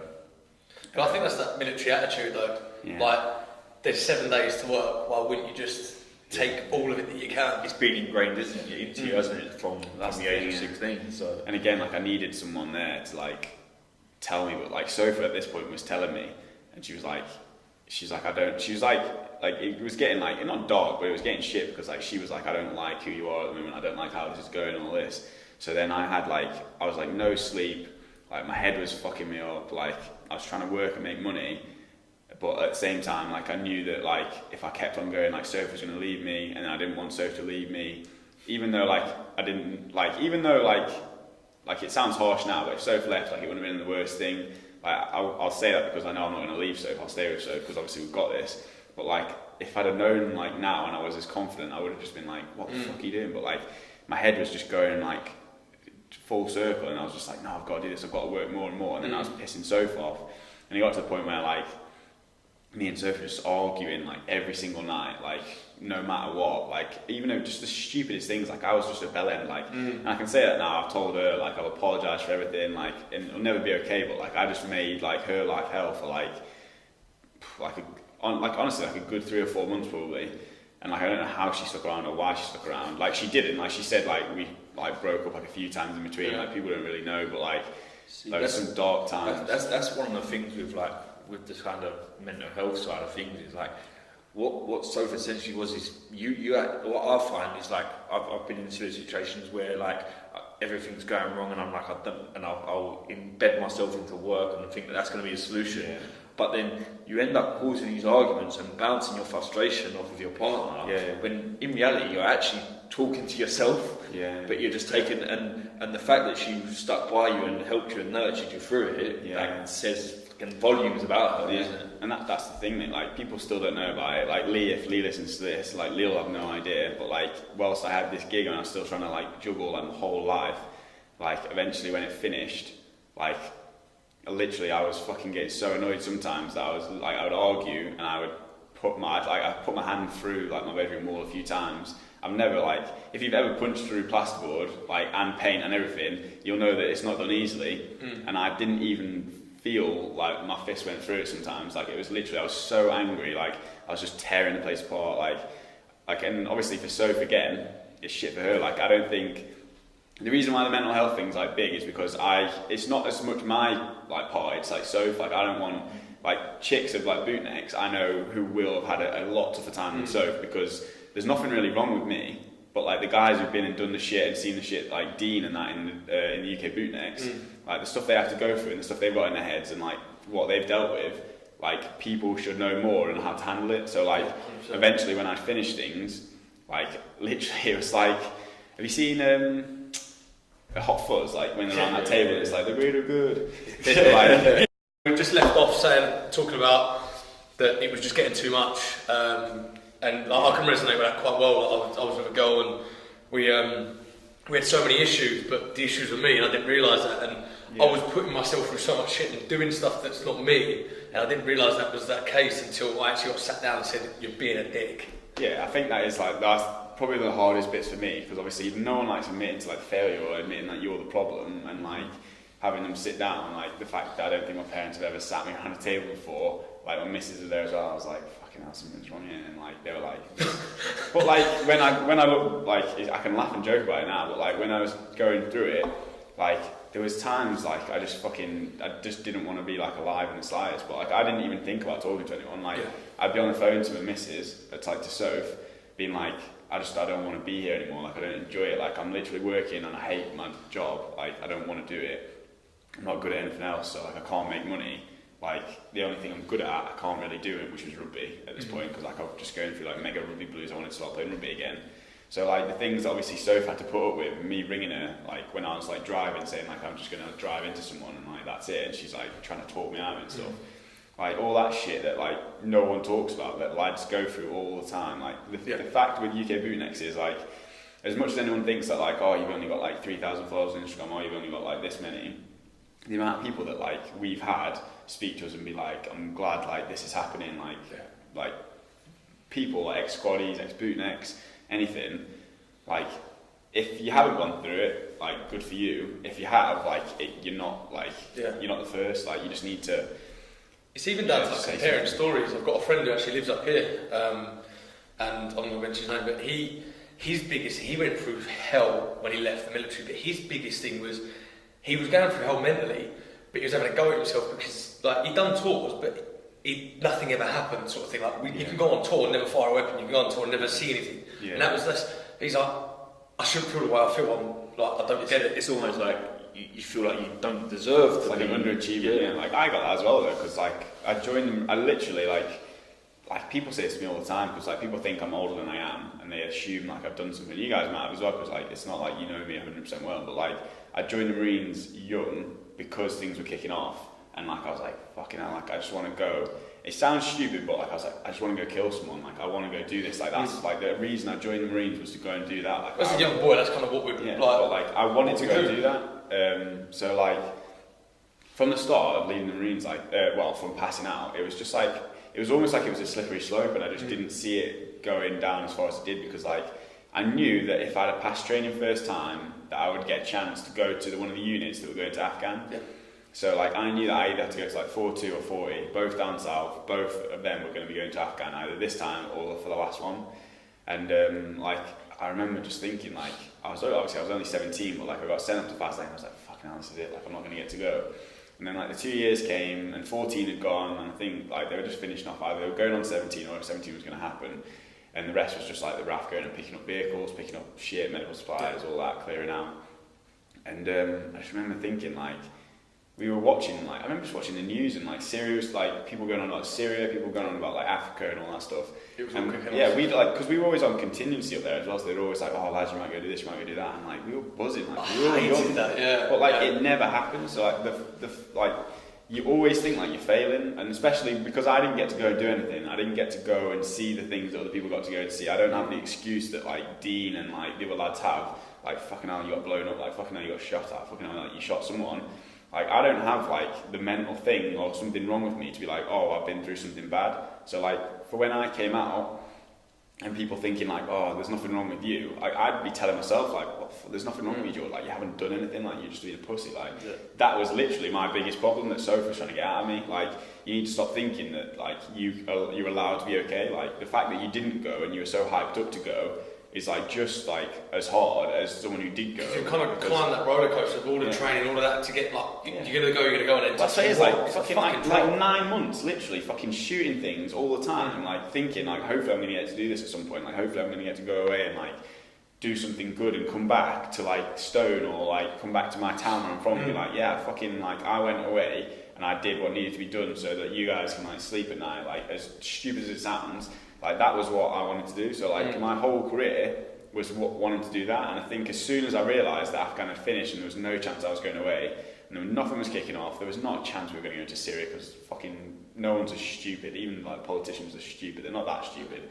We're not going to Syria, nothing's going to happen. It's mad that you're wanting, you're like, someone go to fucking war. Yeah, that's the thing, like World War III is not going to happen, and if it does happen, I cannot be in the Marines and I'll still be on World War III because they're going to need everyone anyway, so I fucking don't care, but like, that's the main thing that pissed me off the most, because obviously that made me want to go and play rugby, because I was like, well, I'm not going to be a soldier, so I might as well try and make something else out of it. But then I was like, well, I left playing rugby, and I could have made it well in rugby if I didn't join the Marines. So then it was like, this is all going on like 6 to 8 months ago when I left completely, and I was doing this, and I was like, I've literally fucked my whole life up. Like I joined the Marines for no reason is what it feels like, because I didn't get anything out of it. I've now come out and I've got like one functioning knee and one like schnee, so it's like half there, half there. and now I'm like pissing everyone off and like upsetting my family and then ruining their lives now as well. I'm like, so why the fuck should I be doing this to them? That's the thing, like no one should be allowed to say what can and can't affect you. Like I had a similar thing. Like I went to Grenfell. And after Grenfell, like it hit me quite badly, and I didn't realise that until I took myself away from it. But again, I felt like I didn't have a real reason as to why it was affecting me, because I wasn't on the initial. Yeah. So, but when I got there, I got there around like 10 o'clock in the morning. Yeah. So all savable life had been saved, but I still had to go in, and there was still bodies everywhere and stuff like that. But I came away from it, and like. Yeah, it was a tough time, but I was like, I wasn't even on the initial. Why am I? Well, people went through a lot more. But yeah, it was like, you tell yourself that, don't you? That's the thing. Like, oh, it's not that bad, or like I didn't do this, or they did this. But like some people cope better than like. There's some of the bootnecks on our team who are like mentally just fucking literally nothing touches them. Like they can just do anything. Like, well, we think nothing touches them. Obviously, behind closed doors, no one knows what happens. But like some of the lads are just like sound. You never seem to think there's anything wrong with them, but like.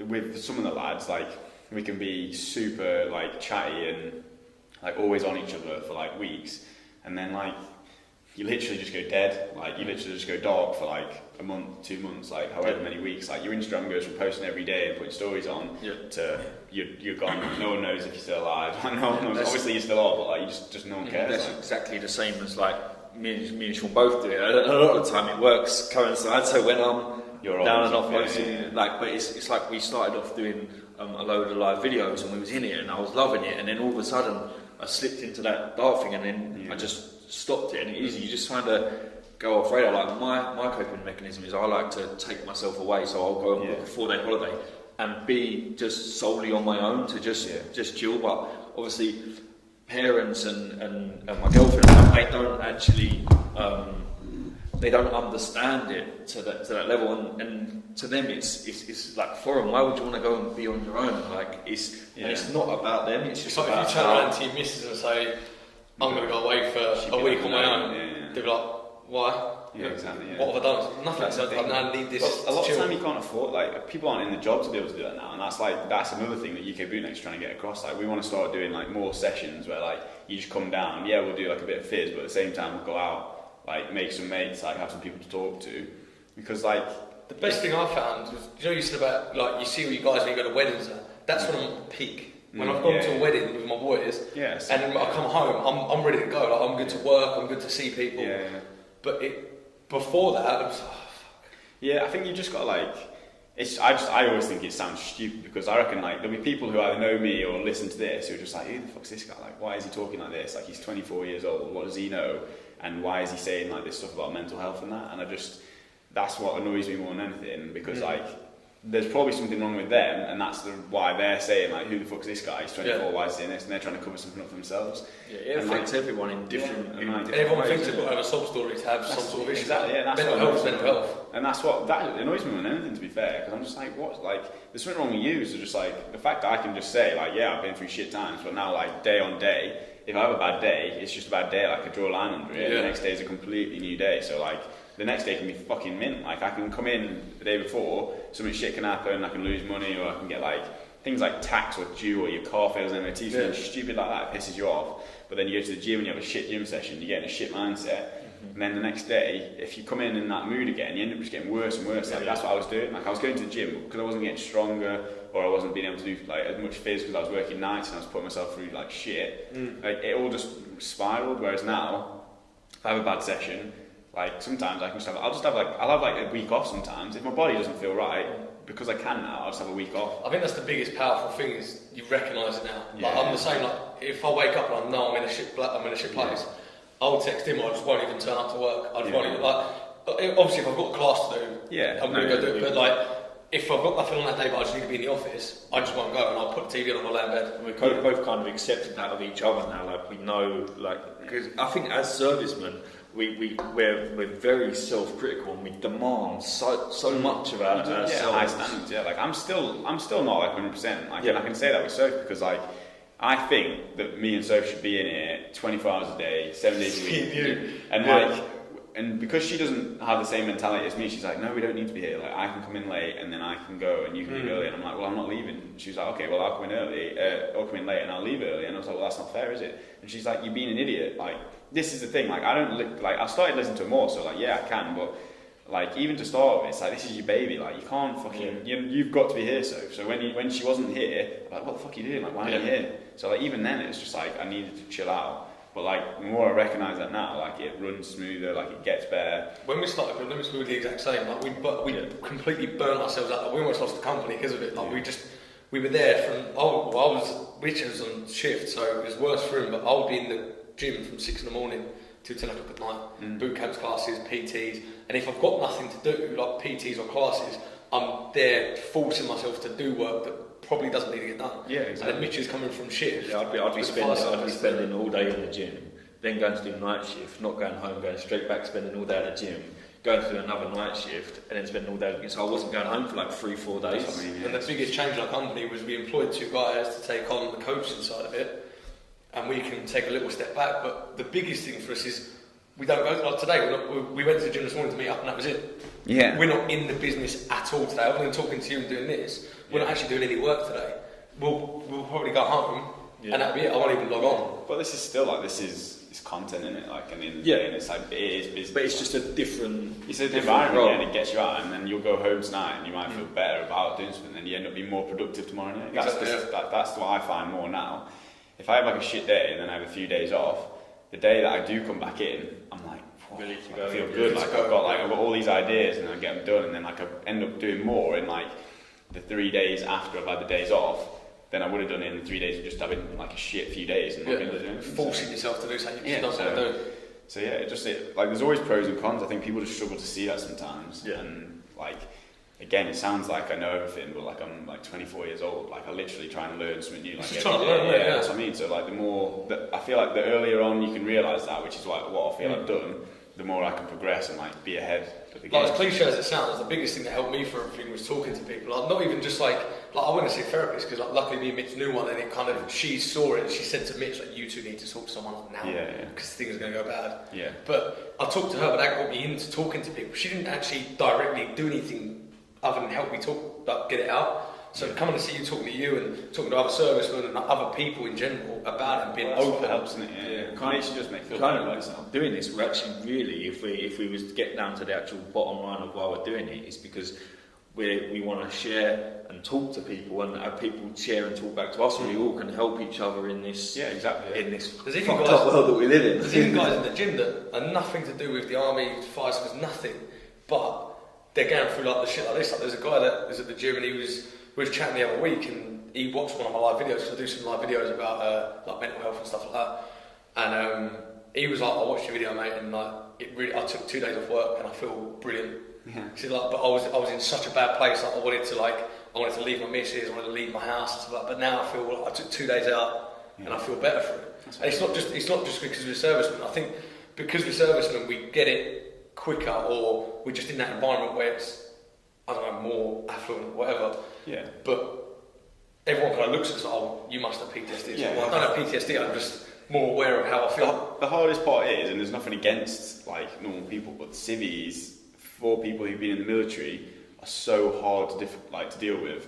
But I can resonate more now because they have still got stuff going on, but to come out of the military and have someone like be like, oh, I've had a hard day at work, or like, oh, this is like really bad, or this is really bad. It's like, well, it's not, is it really? Like, trying to do with clients, like when I first came out of the military, exactly, was rough. But that's the same with me. I went into PT straight away, and I was like, what am I doing? Like, someone who isn't even that like unfit, they just give up on everything. Like, you tell them to do something, they can't do it, or they'll be like, no, I'm not doing that. It's like, well, why? Because like, I don't want to. It's like, just fucking. That's the hardest thing when someone says no, you're like, make me do it. Yeah, but that's what I mean. The fact they paid me, that's what like I really struggle with. Like with Soph, because like we have like she says that there's people in the gym who like will go and say to her like, oh, you like George doesn't really like he's got a face that you can talk to, and I'm like, a lot of the time, no, I don't. But there's nothing. I won't like bite your head off if you come and speak to me. But if there's nothing to talk about, then I won't really go out of my way to talk to people. But at the same time, someone will pay me for PT, and I'll give them something to do, and then if they instantly just like, oh, I can't do this, or they say no to something. Like I'm standing there and I'm just like, why the fuck am I PTing you? Like I feel like I want to just walk off, but I can't now because I've got like I've got the business now and I've got to make it look like I actually want to be there. But like when I was a PT before, if they said no, I'd be like, okay, well you've already paid me, and if you're not going to work hard enough, then I'll give you half it back, or we won't pay the rest of the sessions, and then you can do one, and I don't care. But like that's another thing you struggle with, like, and you only want to take on people that are going to try hard because. Like, it brings you down as well. Like, if there's someone there and just they can't be arsed, or they won't, like, tell them to do a burpee. Like, a burpee, literally, get on the floor and stand back up, and people just stay on the floor and lie around. It's like, I can't get up. How can you not get up? Do you roll out of bed every day? Like, do you get up? Like, do you have a shit and stand back up? Yeah, like, what the fuck are you doing then? Like, so get up. We get into this industry to change people's lives, and it can become frustrating when, like, the actual person you're trying to train doesn't want the change as much as you want them to change. I mean, you get them clients that see like Instagram transformations, or they follow like an Instagram person, like, I want that, cool, 6 months of hard work, let's go. And they're like, oh, actually no, I don't want that. I mean, they don't see the hard work behind the story at all. And those like everyone's got their place. Like everyone can go do fitness. Like we were talking earlier about like some clients that will come to us. They'll go, oh, I'll give you this amount of money. You'll be like, well, no, go to this gym or go see that person because they'll do you better. Like we're not, because we know that full well if I stand in front of that person and scream in their face and tell them to do 20 burpees, they're going to break down and cry. That's the thing. Like I spoke to Sophie the other day and she didn't think it was that bad, but like some guy came in like severely overweight, like pushing like 25, 30 stone. He came in and like he'd messaged before saying like I'm overweight, I need to get in shape, and he came in. And like introduced ourselves, and I was like, okay, then so like just get a bit of a background, like what are you looking for, like what have you done? And he literally started off this conversation talking to me. He was like, okay, well I want to get in shape, but I don't want to look anything like you ever. And I was literally literally, that's the first thing he said to me. Like all I've said is like, hi, I'm Jordan, and then he's on the hi, and I'm like, and that's the first thing he said to me. And I've said like, so what are your goals? Like what do you want to do? He was like, oh, I just don't want to look anything like you. That's it. And I was like, honestly, how do you even deal with that? Like, well, yeah, exactly. Like, how do you even deal with that? So I've still got to be nice, but in the back of my head, I just want to be like, well, fuck off, you fat cunt. Like, you're not going to be able to look anything like me ever in your life. Like, even if you try for the next 30 years, you'll never look like me. So you should have just stood next to that. He's got a plaque downstairs. It's like the fittest in the city. Just stand next to that. Like, tell us a little bit about that. Actually, tell us how that came about. It was really like off the cuff. That was like mega. Like no one knew me in London whatsoever. Like I was just this random bloke. I went and did turf games. The team won before in June. It was like a few days before my birthday, and I got put into a team with some guys I'd never met before through a friend I used to play rugby with. Who played rugby with one of these guys on the team. Basically, long-winded, but I basically went down just for this day. Like drove down like a few hours in the morning. Got to this competition. It was at Ruston Park in London. It was sick. Like it looked mint, like huge rugby pitch, loads of different like Form Fitness, like KSU I think were there. Like all these different gyms. They all had different workouts planned, and you basically just had to go through and do them all as best you could. And it turned out like the team I was in won. But like and everyone from there was just like fucking hell, like without blowing my own trumpet, they were like, you are fucking like smashing, like you smashed it, like you are like you are way fitter than everyone. And I was like, fucking hell, that's good, like that's good to hear, kind of thing. And I went back and I was just like, I didn't do anything. I didn't do any training leading up to that, and I was still like fit. So I just came back and just carried on doing what I was doing, just like bodybuilding with conditioning, stuff like that.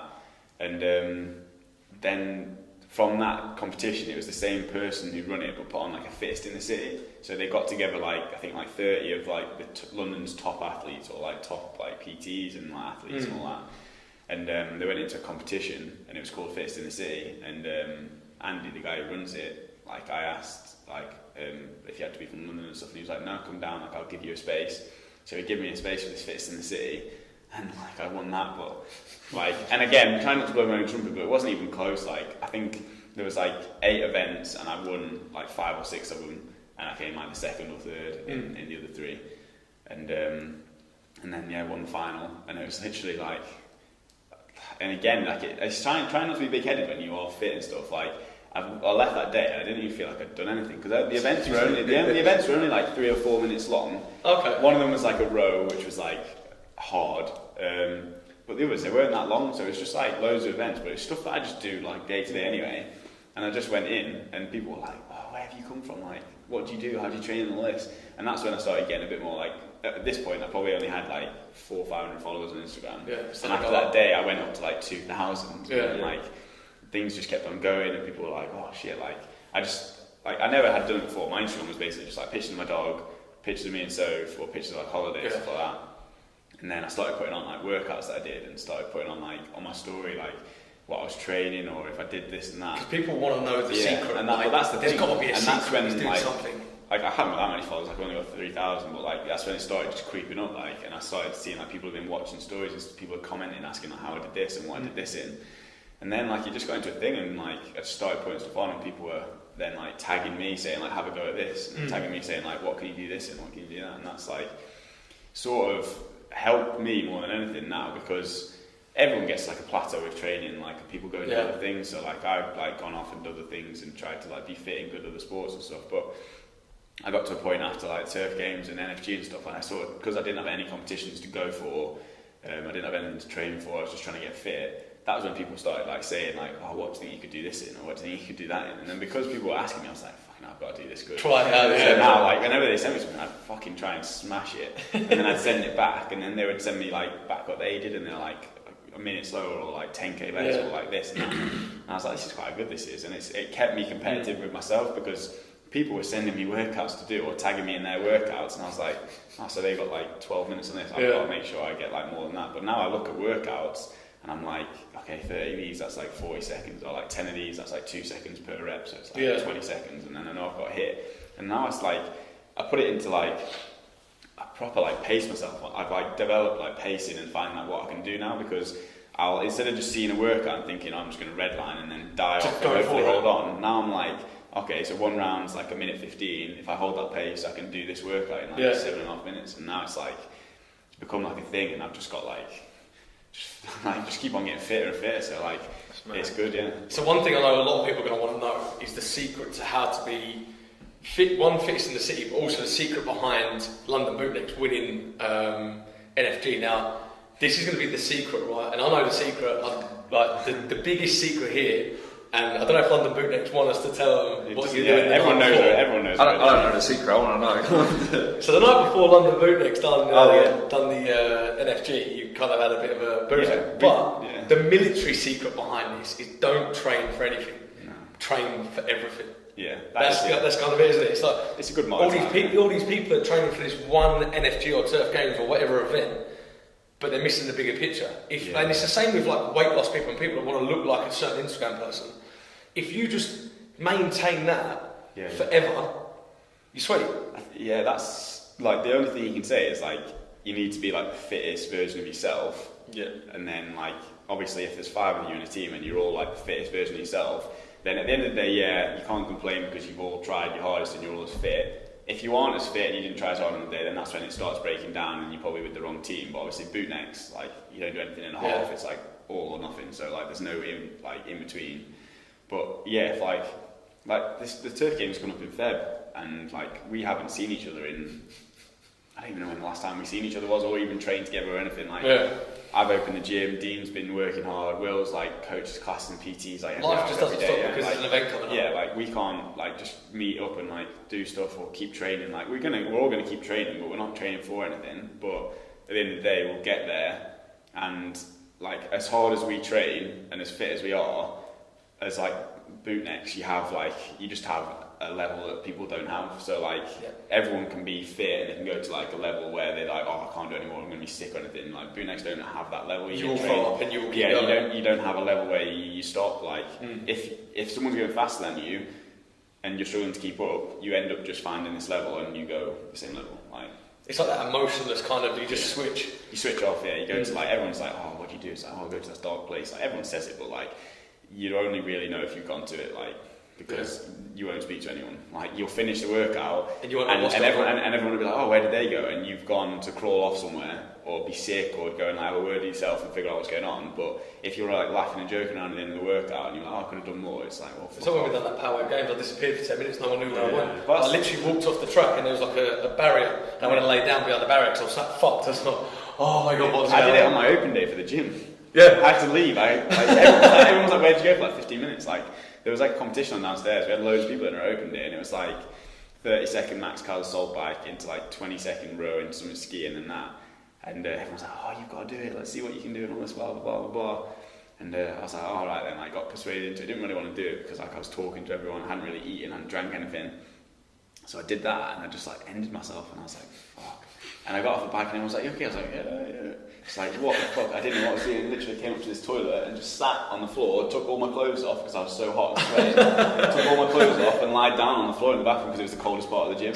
And just lied there naked because I was sweating out. Felt like I was just going to be sick everywhere. I didn't know what was going on. I was like, fuck, please don't be sick. Just lying there, honestly. Like I took all my clothes off, just lying on some. I think Soph came and knocked on the door and was like, "George, you in there?" I was like, "Yeah, I'm just going for a shit." I was literally just dying, and then I went downstairs. Like I was obviously like probably a bit pale faced, like sweating a bit. And like, "You alright?" I was like, "Yeah." Like obviously the lads over here, like there's a few of them bootnecks here, and like my mate who's like rowed like across the Atlantic. He was there and he was like, "Yeah, we know what's happening." Yeah, we know. Yeah, I was like, "Oh, fuck, mate, seriously." It's like, yeah, and it just happened. But like other people would be like, I've got to go home. Oh, fuck. So you can't like we were talking about, like you can't find that line because you've never been to that line. Yeah, like, exactly. There isn't a line. That's why there is no. Your body doesn't have a line to stop. You push yourself to a limit and you pass it, and then you've got a new limit, so you've got to pass that one, and it's a constant chasing that. That's not normal. Like we're saying, normal civilians don't get to push themselves past that limit. Exactly. Yeah. Other than in the gym. And that's the hardest thing to trying to instill into people who want to join like the military. Like even if it's just the military, like it'd be hard saying it because obviously you've been in the army and that, but like Marines don't see the army as like something that difficult. Everyone has respect for people, even though we take piss out of people. But like the Marines, to get ready for it, like it's just there is no getting ready for it. Like there's nothing can prepare you to go and like there is zero training in the world. There's nothing can prepare you to go and look at like a bloke with like Nutella around his arsehole teaching how to clean. Like at the end of the day, it doesn't happen. Like imagine if I was PTing someone and they were like, "Oh, I want you to get me ready for the Marines," in the first session, and he turned up and I've got like Nutella around my arsehole. And I'm like, "All right, well watch this. I'm outside with a bucket and like cleaning stuff." It's not going to happen, is it? So. It's like you can train for the bottom field. Yeah. What about the rest of it? Exactly. Like you can't get weapons out. I can't teach you how to do a regain. I can't teach you how to like at 3 a.m. when there's like you've literally just been told to go and soak up a puddle because like the whole troop's done something. So I've just gone and like crawled around like a stream. I'm piss wet through, and then they've just said, "Okay, go on sentry." So you've gone and done an hour whilst you piss wet through. You got back in your bag when you put all your dry clothes on, and then you get bumped. Yeah. And you get attacked, and you go back to another harbour point, and you get told you got to get into your fucking soaking wet kit again, and then go for a yomp like 30 miles in when it's frosty. And then you get up in that morning, there's frost on the ground, your wet kit's frosty because it's fucking freezing, and you've got to put that back on at like 6 a.m. to go and then do another insertion jump, which is like 15 miles. Like, it's like, even saying that now, people are like, "Oh, yeah, whatever." It's like, no, you've got absolutely fucking no chance. Because in that time, you've got a fucking GPMG, you've got all the link on your back, you're going over like marshland with babies' heads where like your foot rolls every single time, and you feel like you're breaking your ankle every step. Like, I was talking to one of our coaches the other day about it, and I was saying that, he's like, "So what, like when you're doing like hard stuff, what do you draw on?" I was like, "It's nothing to do with war or anything. I've been to Afghan, I've been to Syria and stuff like that, but I don't think about that. I think about being in Wales on my promotion card, like running over babies' heads, fucking hanging out. I've not slept for 2 days, piss wet through." Exactly, yeah. That's the moment when I've like been that fucked. I've done horrible stuff, but nothing compares to training. That's the worst. This is funny as fuck, to be fair. When I was in training, we were at the end of like one of like the notoriously long yonks that you've got to insert into, and we were on Dartmoor. And I remember I was like GPMG gunning, like I was having like hot and cold sweats, even though it was freezing cold. We'd probably been yomping for about like 6-7 hours, and had so much weight on our backs. And there was an exercise going on, and they were live firing, and I was like hallucinating loads, like 'cause I was fucked. I was like didn't know what was going on. And my corporal Dane Weatherly Sound, he sent me like a baby thing downstairs. I kept the note, like I remember him for everything. But I remember like turning around to him and being like, "Cool, Wearable, how do you get blank tracer?"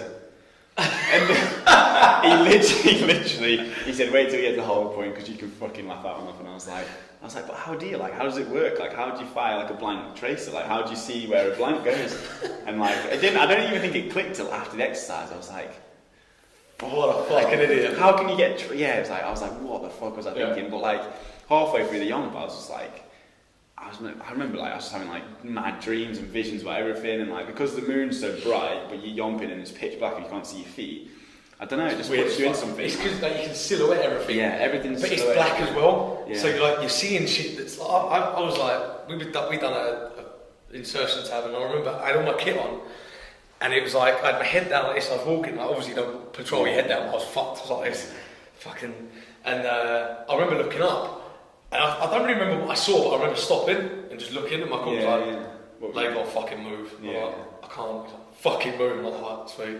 But I just walked off. And it was like about on our when we were promoted at the end, he was like, "Do you remember when we was doing that insertion tab and you couldn't talk or anything?" I was like, "No."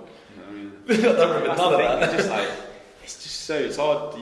They're the kind of things that you can't put across to anyone, like because you can't even explain it. Like your mind is switched off. I don't remember. Yeah, like you literally just yomp and yomp and yomp until like your legs are gonna fall off. But halfway through, your body gets to a point like I can't do this anymore. But then like it's as if you just go numb and then you just walk and then you just walk. Like you've got blisters the size of that, and heels at your feet, but you don't even register it till afterwards. Yeah, and then and then you've got to go on sentry and like imagine telling someone they've just had the worst day of their life. And then they've got to get piss wet through and lie down whilst trying to keep themselves awake, pointing like a weapon at someone, waiting for your corporal to come over the hill with some fucking grenades, like flashbang or something, because they're waiting for you to fall asleep on sentry so they can flashbang and attack you. Yeah. So like you're so scared that like you're trying to you're poking yourself in the eyes, trying to hurt yourself to keep yourself awake and pinching yourself to put yourself in pain. And I was like, fucking hell, this is really hard. And you're just sitting there with GPMG, and then as soon as they fucking do come. It's like dead man's click, and you're like, fuck! Yeah. And you can't do your hands, so you're trying to cock this GPMG, trying to fucking finally, you've carried this fucking GPMG for 8 hours, the whole exercise, and you're waiting to actually get some rounds down, because it's mint, even fucking tracer or blank, whatever. You find a GPMG, it's fun, and you just go, fuck! And I was trying to do this, and you're sweeping, and you're like, oh. Trying to get that cover open with numb fingers. Yeah, you're just like this. What the fuck? Honestly, yeah. But this is you can't teach you can't promote. You can't prepare anyone for that kind of On that note, I've got to train with these two. So I think we're wrapping it up there. We'll get ready to. Well, I better get myself ready to go to that dark place right now down at Capacity Gym. So thank you very much, Jordan, cheers, buddy. For a great Appreciate interview. it. Thank you for being so honest with us. It's going to be on YouTube. Spotify, iTunes, YouTube, Instagram TV. I think that's it so far. Cool. We're going to put all the Instagram tags of Jordan at the end of this video as well. So there's going to be a topless picture of Jordan somewhere in there, so look out for that. Yeah. Thanks for watching and cheers.